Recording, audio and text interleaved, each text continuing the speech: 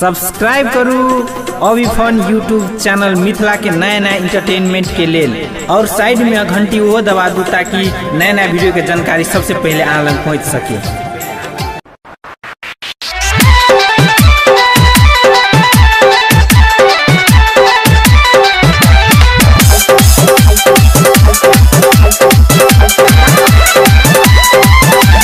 तोरे ससुन के प्यार हमरा भेल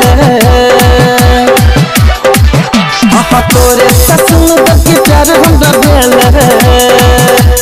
तोरे ससुन के प्यार हमरा भेल तोरा कोना कति अपन मन के बात तोहर भाई तोहर बाप छौरी रह तोहर साथ तोहर भाई तोहर बाप छौरी रह तोरा साथ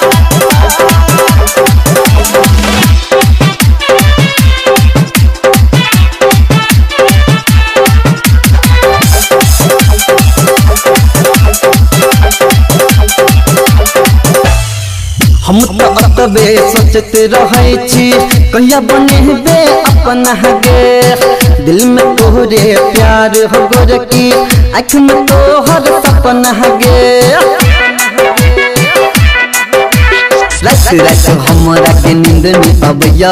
हरदम तोहर याद अबैया तू ही कहना कोना तोहरो गोरी तू ही कहना कोना तोहरो तोरा संगे प्यार के बात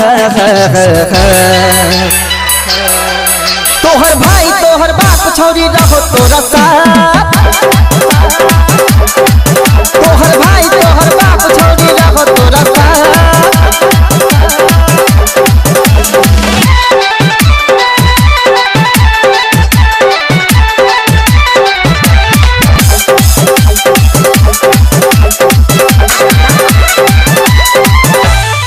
छन छन छन को नीक लगे छो तोहर पहर के पायल गे तिर चले ले नैन सगोर की कैले दिल तू घायल गे मोन करे धरती अपना हाथ में तोहर हाथ कह देती तोरा हमरा दिल में है जे बात तू ही कहना कोना पकड़ू गोरी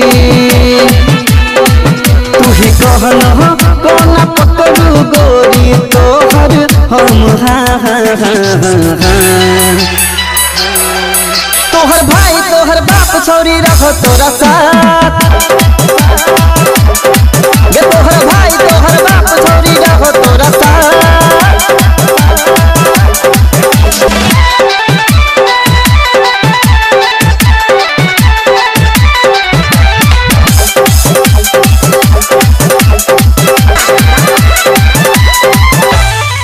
सिंगर राकेश गर की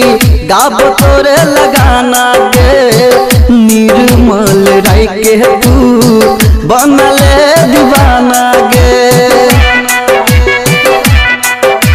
लच लच करोगे पतली कमर मन करे लजती तोरा अपन घर चुमा देना एक बेर गोरी गे चुमा